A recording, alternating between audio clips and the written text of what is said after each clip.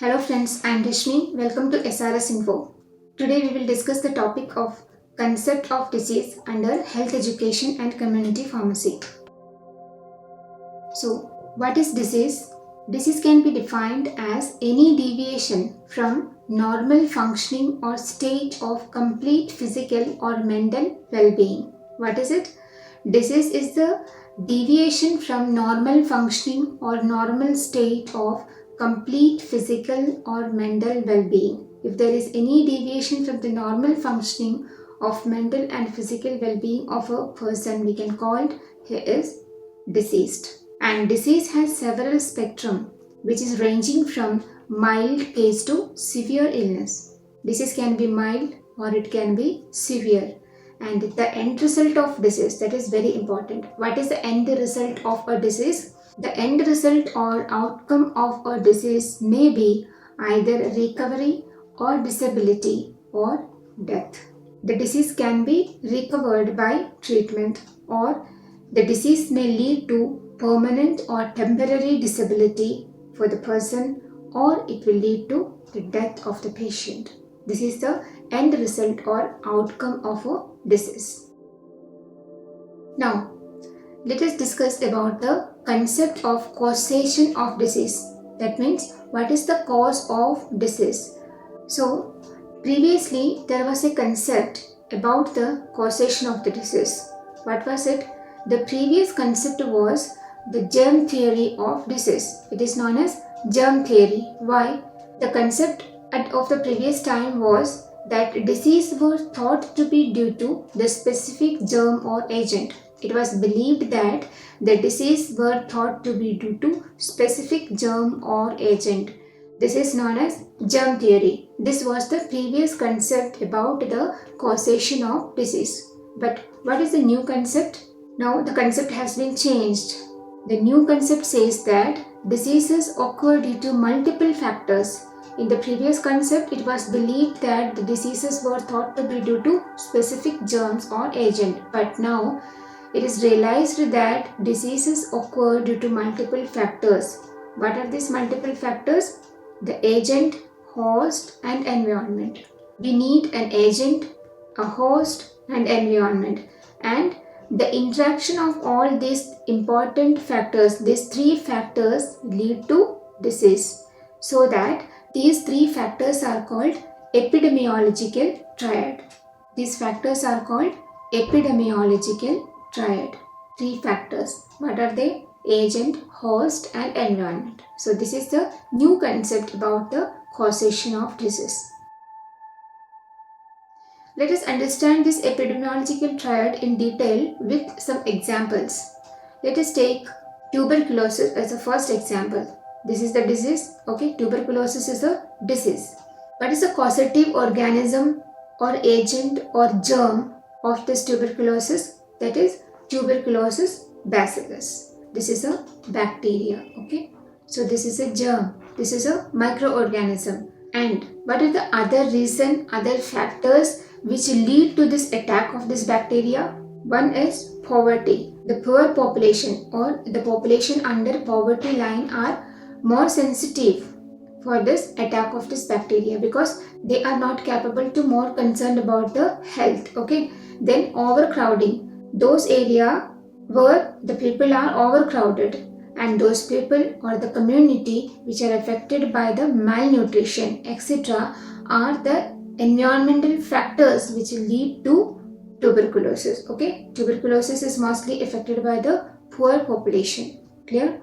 So this is the environmental factors. So not only the agent but environmental factors are also responsible for occurring a disease. So epidemiological triad includes agent, environment, and host. Okay, agent, environment, and host. So the interaction of this triad, these three factors are essential to become diseased. Okay, the second factor, second disease. Let us take the example of coronary heart disease.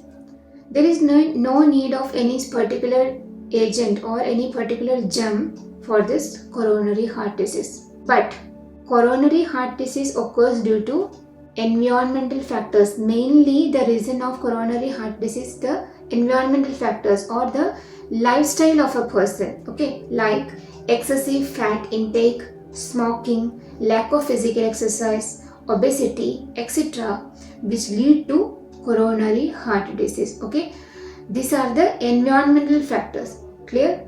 So not only the germs or agent, but also the host and environmental factors are also the essential part or essential factors for occurring disease. Clear? And disease can be controlled or prevented by eliminating these factors. So how we can control the disease? How we can prevent from getting diseased? We can control or minimize the occurrence of diseases by eliminating these factors. What are the factors? The host, environment, and agent. These are the most important factors. Three triads. These are the triads. Okay. So by controlling or eliminating these triads, we can minimize the chance of getting diseased. Clear? The next and most important topic is natural history of disease.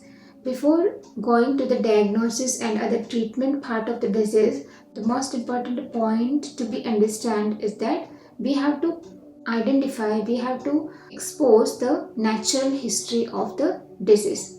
See, diseases occur due to complex interaction between host, agent and environment. As I have already explained you, that disease occur due to the complex interaction between these three factors, which is known as triads. Okay. So, what is the definition of natural history of disease?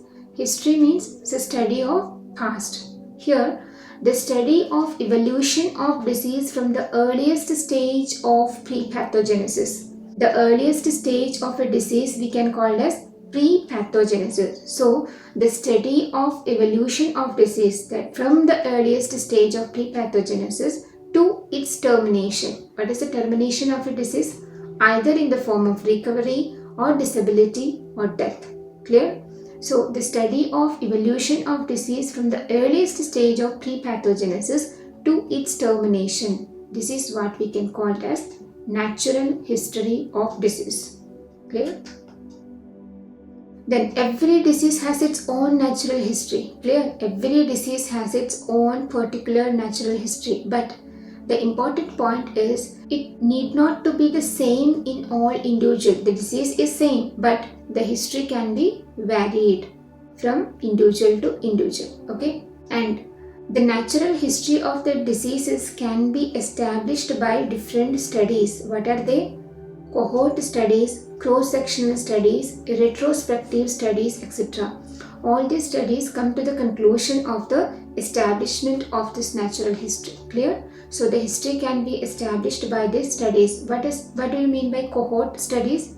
It means cohort studies means the study of group of individuals, okay, having a statistical factors. Group of individuals, study of group of individual we can call as cohort studies. What is cross-sectional studies? It is the current time studies, the study of the diseases when it happens in a community or a particular group. This is what we can call as cross-sectional studies, the study of the diseases when it happens. Okay. Then what is a retrospective? See, the outcome of the disease is either recovery or death or disability. So, retrospective studies means the observation of this outcome.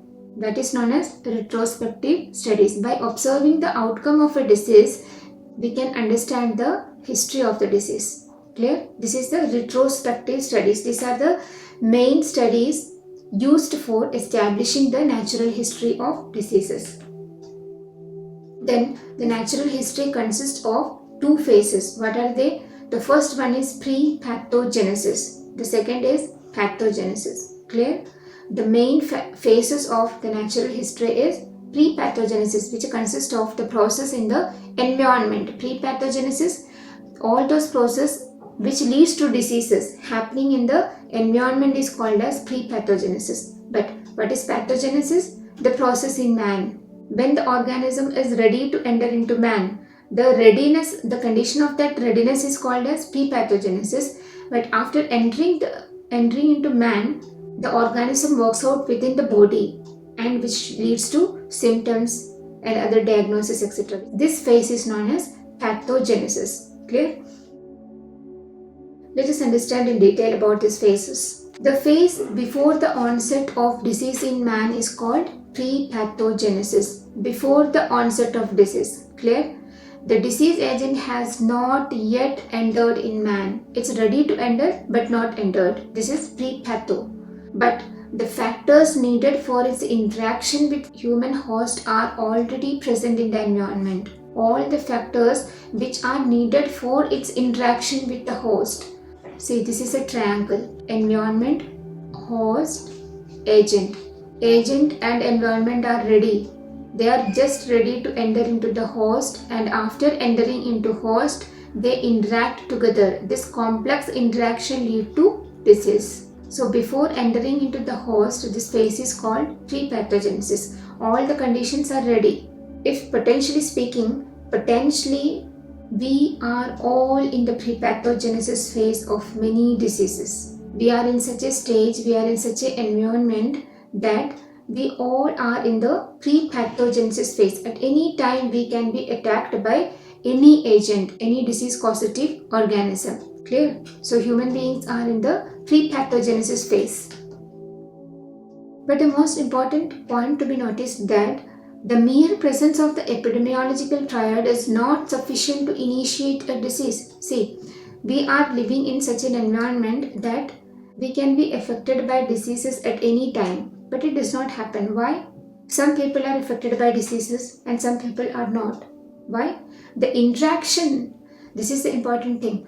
How do our body, the host body, and other environmental factors interact in between to create that flux situation to becoming diseased? This is the important thing. If our body is infected, if our body is not immunized properly, we don't have that much of immunity, then this interaction will be more easier, which lead to disease. The interaction of these factors is necessary. Clear? And if we are weak, if we are not immunized, if we are not taking food properly, then what will happen? It will lead to the easy interaction of this environmental factors and host, agent, etc., which lead to disease. So how much we can protect this interaction, that much we are capable to survive. We are capable to prevent the disease. Clear? So the mere presence is not sufficient, but the interaction of these factors is very necessary.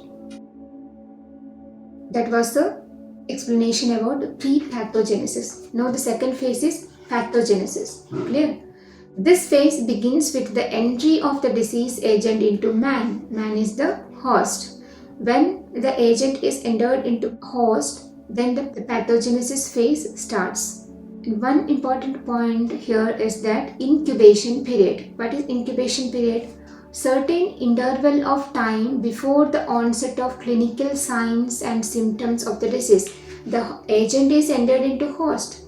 Now the agent needs some time to act with or interact with the host to get the clinical signs and symptoms to come out.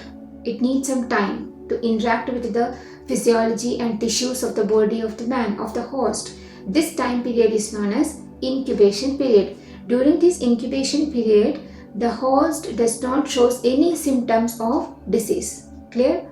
During the incubation period, the disease agent multiplies. During this incubation period, the disease agent gets multiplied and induces tissue and physiological changes. This multiplication will lead to the interaction with our body, which lead to the changes in our physiology and other tissues, which will ultimately lead to disease. Clear? So this phase is known as pathogenesis. And after the incubation, first one is incubation period. Clear? Pathogenesis we can explain as the first phase. This is incubation. And after incubation, which leads to early pre-pathogenesis. Incubation period is followed by early pre-pathogenesis. What has happened in this phase? During this period, signs and symptoms are not clear-cut. Little bit symptoms are there, little bit uncomfortability is there, but exact symptoms and signs are not shows. This is called as early pre-pathogenesis. Okay, and this phase is followed by late pathogenesis. So pathogenesis phase can be further subdivided into three. The first is incubation period, then early pre-pathogenesis, then late pathogenesis. in the late pathogenesis phase, we can see the clear-cut signs and symptoms of disease. And by reaching this phase, it may be too late. This will lead to death. Okay. The final outcome, if the disease is mild, then the patient can be recovered by treating this. Or it may lead to disability, which may be permanent or temporary disability, or death. If we cannot diagnose the disease on the proper time, the correct time, then what will happen? It lead to death. This is the outcome of severe illness. Clear? So this is the pathogenesis phase. Now I explained this natural history in a diagram. This is the agent, host and environment. Agent is ready, environment is ready. When both these factors get a host, then what will happen? This interaction will lead to the deceased person. The person who has disease we can call as patient.